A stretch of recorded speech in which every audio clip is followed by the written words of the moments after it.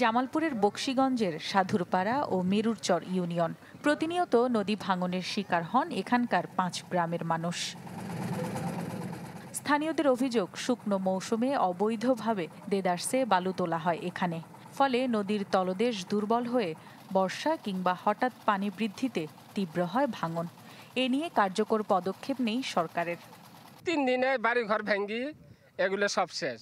এই ঘর ভাঙার পরে আমরা যখন কই থাকবো, অসহায় গরিব মানুষ, যা কারো জায়গা সম্পদ নাই। স্কুলের পূর্ব পাশে 200 মিটার নদী যদি বস্তা বেলা মেরামত করে দেয়, তাহলে এই 200-300-500 বাড়ি তাহলে বেশি জায়গা।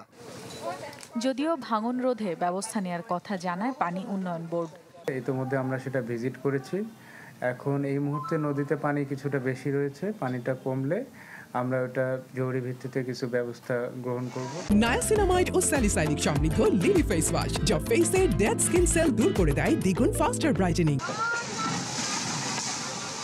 এদিকে তীব্র ভাঙনের কবলে নড়াইলের মধুমতি নদী তীরবর্তী আমডাঙ্গা গ্রামের বসতবাড়ি, স্কুল সহ বিভিন্ন স্থাপনা, যাতে সহায় সম্বল হারিয়ে খোলা আকাশের নিচে শতাধিক মানুষ।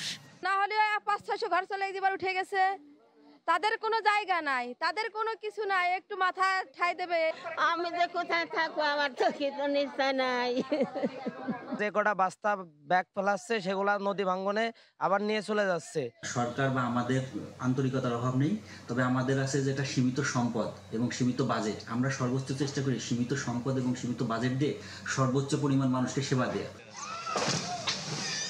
এমন অবস্থায় জরুরি সহায়তা ও পুনর্বাসনের কাজ শুরুর দাবি ক্ষতিগ্রস্তদের। রওশন আরা তানিয়া, চ্যানেল 24।